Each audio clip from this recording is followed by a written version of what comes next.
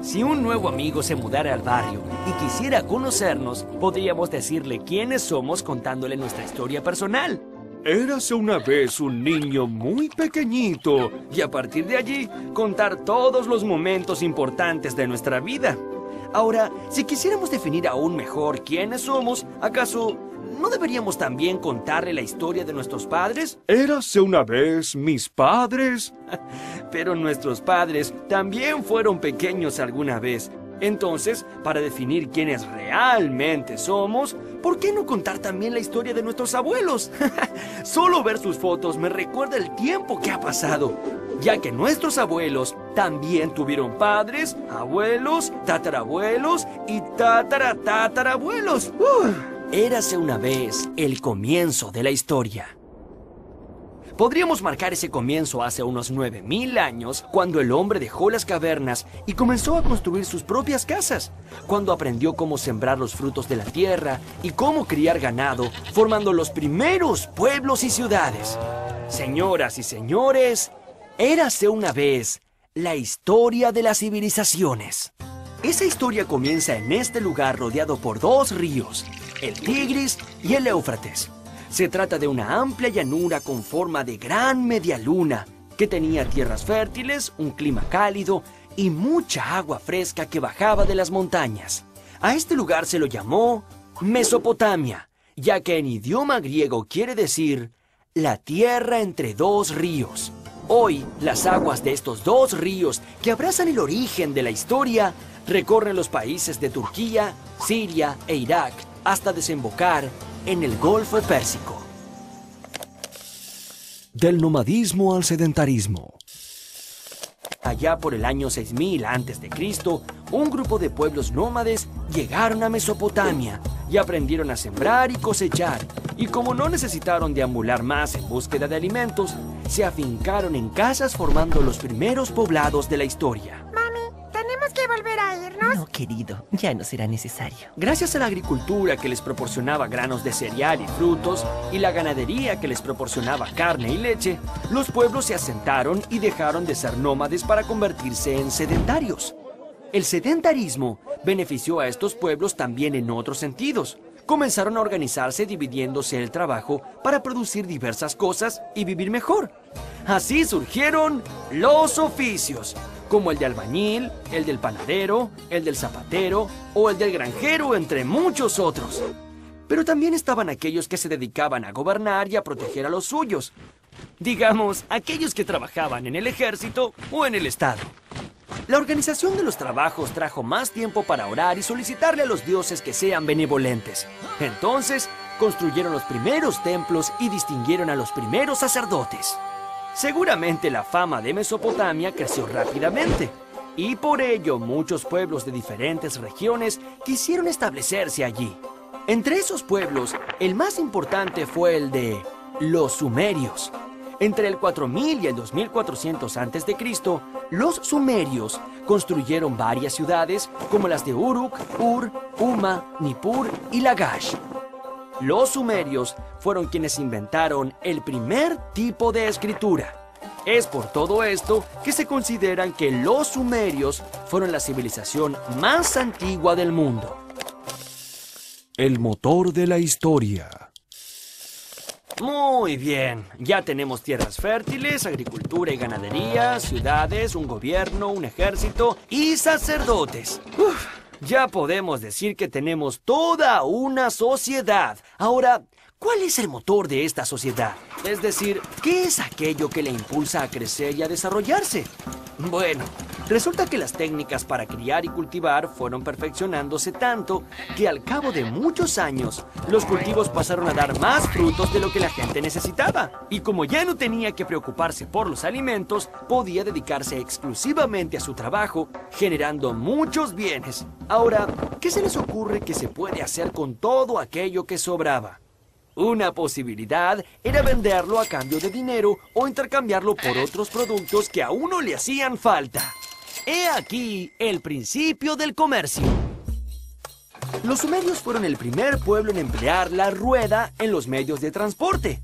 Esto permitió alcanzar tierras muy distantes con grandes cargamentos de mercancía para intercambiar. Los productores necesitaban contar cuánto tenían y de todo eso, cuánto podían vender. Así fue que surgieron las primeras formas de cálculo. Los sumerios contaban utilizando las falanges de los dedos. Veamos cómo es esto. 1, 2, 3, 4, 5, 6, 7, 8, 9, 10, 11, 12. Si cada vez que se completaba una mano se levantaba un dedo de la mano opuesta, con sus manos, un sumerio podía contar hasta 60. Esta forma de contar se llama sistema sexagesimal. Y a pesar de los miles de años que han pasado, la influencia de este sistema hace que dividamos la hora en 60 minutos, un minuto en 60 segundos y el año en 12 meses.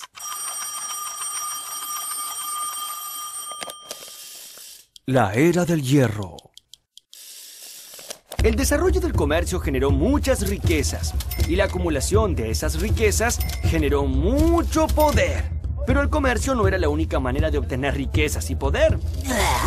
Quiero ese tesoro. Es mi tesoro. Lo quiero. También era posible conseguirlo invadiendo y saqueando las riquezas de los otros. Así fue como surgieron las primeras guerras. Con el correr de los siglos, aquellos pueblos con mayor capacidad de ataque y estrategia militar fueron los que lograron poseer mayores riquezas. Estos buscaban tomar por la fuerza todo lo que tenían a su alcance, especialmente el oro, la plata y los demás metales preciosos. Además, los invasores se hacían propietarios de los habitantes del pueblo invadido, obligándolos a trabajar como esclavos. Hubo un rey llamado Sargón, que lideraba el pueblo de los acadios. Estos bajaron de las montañas del norte de Mesopotamia, conquistando todo a su paso.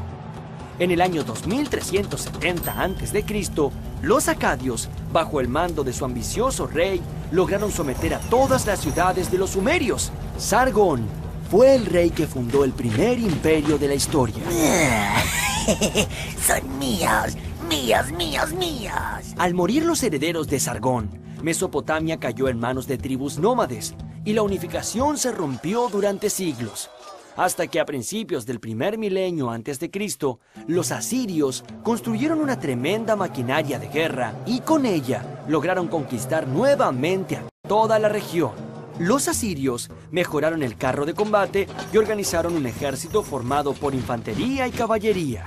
Pero sobre todo, fueron los primeros en dominar las armas de hierro, un metal muy resistente contra el que las armas de bronce de los otros pueblos nada podían hacer. Grabado en la piedra. A las palabras se las lleva el viento. Por el contrario, lo que está escrito queda, y nadie puede dudar de ello.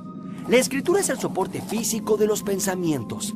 Es un documento en el que queda grabado aquello que uno quiso decir, y por lo tanto, es el mejor medio que tienen los historiadores para averiguar qué pensaban los pueblos de la antigüedad. Conforme se fue desarrollando, la escritura sirvió tanto para registrar riquezas como para expresar ideas y pensamientos. Los pueblos mesopotámicos escribían de una manera muy peculiar. Tenían moldes sobre los cuales depositaban arcilla. Como esta estaba fresca, era posible hacerle marcas. Luego, esa arcilla se cocía en hornos, formándose así las tablillas de cerámica dura. Como ven, los signos que se forman sobre estas tablillas tienen forma de clavos o cuñas, así que este tipo de escritura se llamó cuneiforme. En el año 1692 a.C., el rey Hammurabi unificó el reino de Babilonia y decidió que las leyes tenían que estar escritas, grabadas sobre la piedra. Él consideraba que esa era la única manera de evitar conflictos a la hora de resolver si una persona era culpable o inocente de un delito. Hammurabi grabó una gran piedra de basalto con 282 leyes que debían respetarse por igual en todo su reino. Esas leyes son el primer código de normas de la historia. El principio básico del código de Hammurabi era dimensionar la venganza. La venganza estaba permitida, pero no una venganza cualquiera, sino una graduada de acuerdo al daño recibido. Por ejemplo, ojo por ojo y diente por diente. Babilonia, ciudad eterna. De todas las ciudades de Mesopotamia, la más famosa y fuerte era Babilonia. Esto fue lo que dijo el gran viajero Heródoto de Halicarnaso al llegar a Babilonia. Heródoto fue un hombre griego que vivió 5 siglos antes de Cristo y es considerado el primer historiador del mundo. Esta antigua ciudad albergaba una de las 7 maravillas del mundo, y es que sobre sus murallas se habían construido jardines que, vistos desde lejos, parecían flotar en el aire.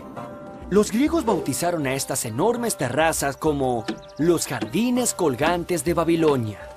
Cuenta la leyenda que estos maravillosos balcones adornados con plantas diversas y exóticas fueron construidos por el gran rey Nabucodonosor II.